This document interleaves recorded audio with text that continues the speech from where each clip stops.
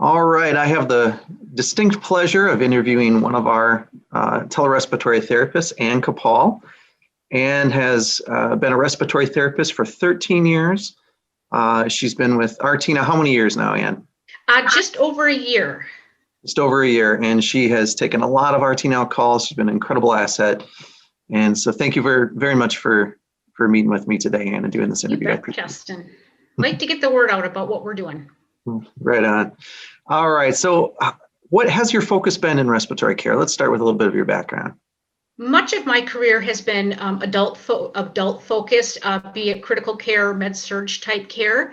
I do have a pretty extensive year of pediatric care in my background as well. And that is still one thing that I really enjoy.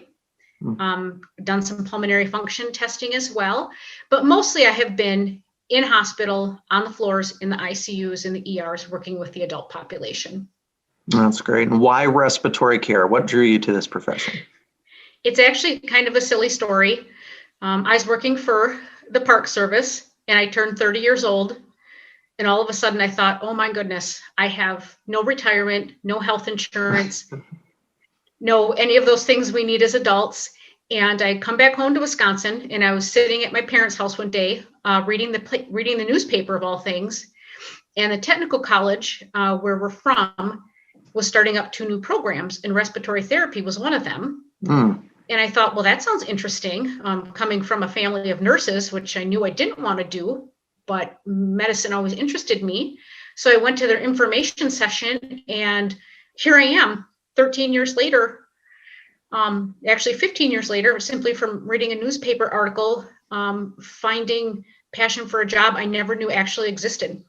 Wow. And you were telling me before this interview started, that's how you found RRT Now as well, you came across a post, I think it was a social media post by Kurt.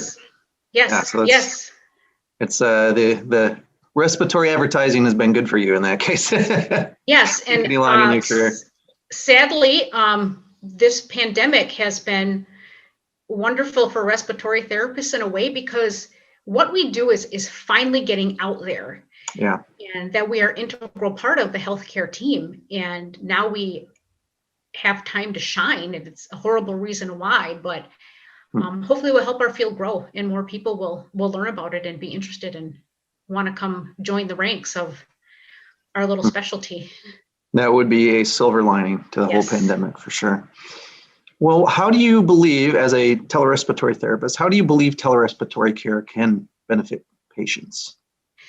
I think the biggest benefit we see for our patients, having come from a rural area, is I think that we provide a voice of calm in a situation where the patients are stressed, the patients are scared. The nurses are knowledgeable about what they're doing, but they're delving into something that is not their area of expertise.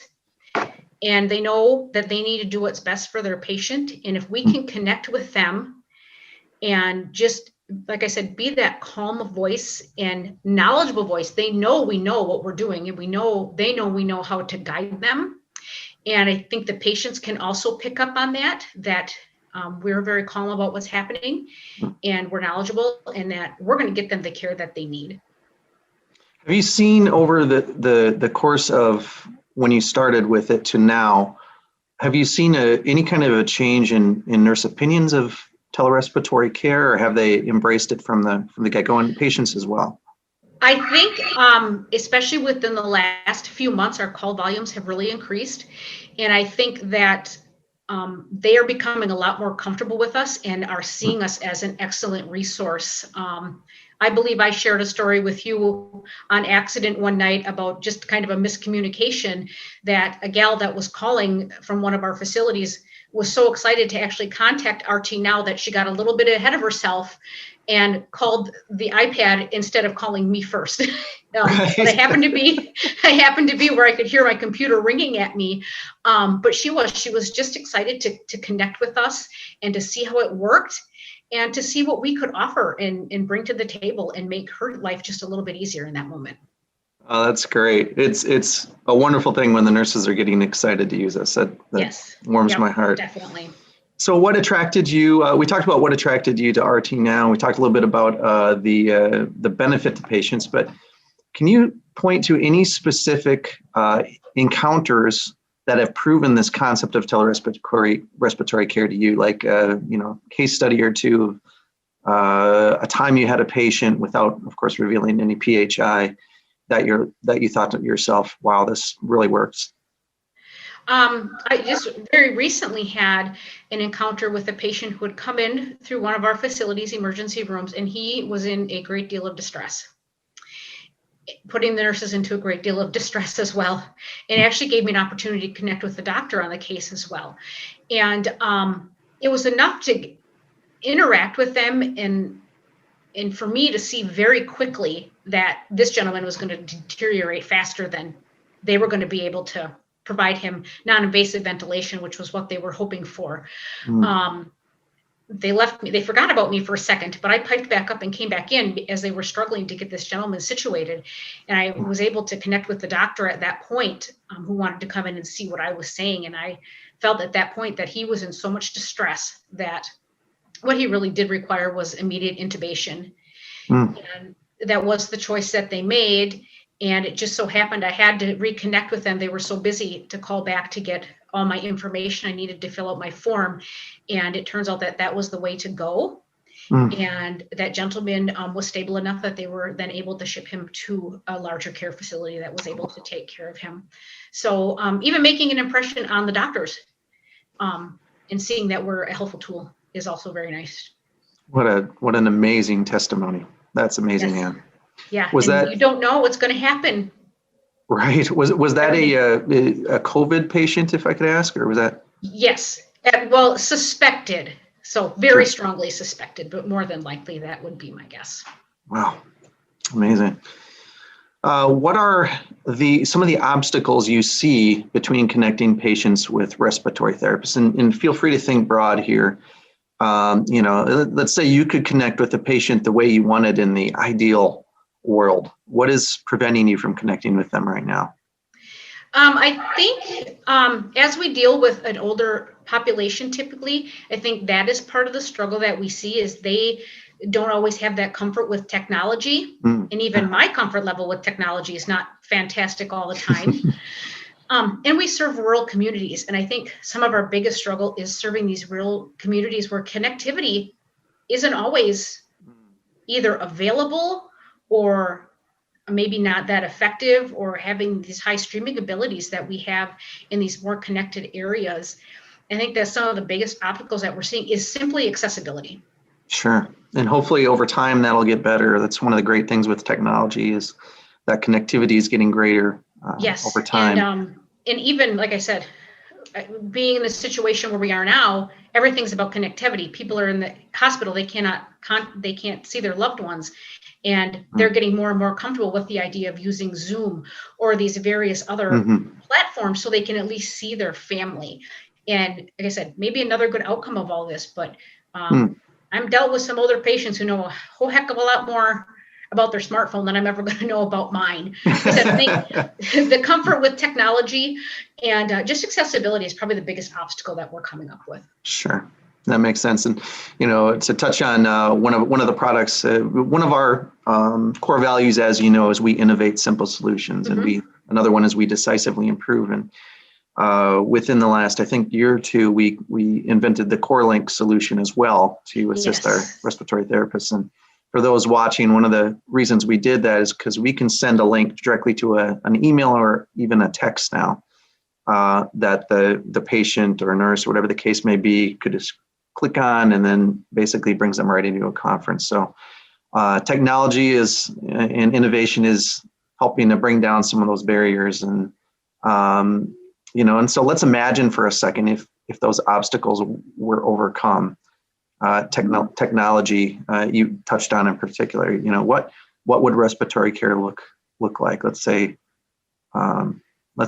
everyone was familiar with the technology, everyone had access to it. What could you imagine respiratory care looking like?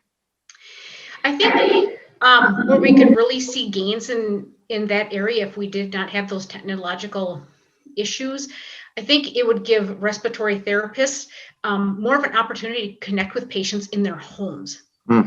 And I think, especially like I'm in Wisconsin, you're in Minnesota, it's snowing like the Dickens today.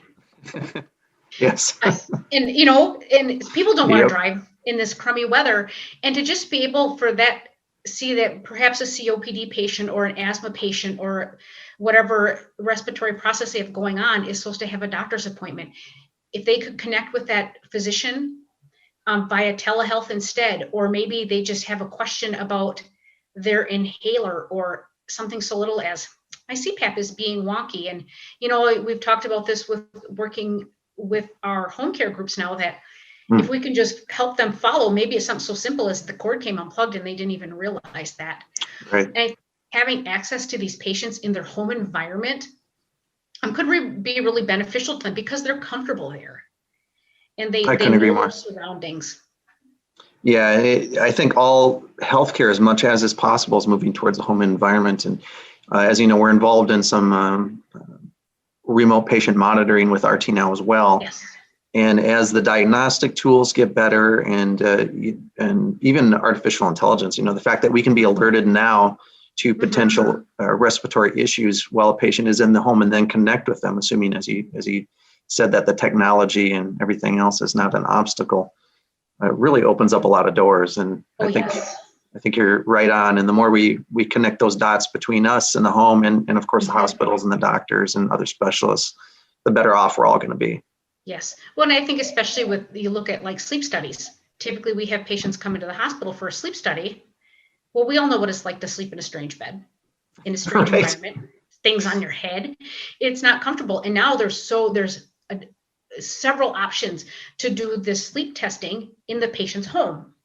And I would suspect, not having seen a study, that the results are probably a bit more accurate, and have people who are more willing to comply and can get through the study for the whole night. Absolutely. Instead of there for 8 hours and they only sleep for 3 because they're uncomfortable or someone's watching them and things like that. So that's really good insight. Yeah.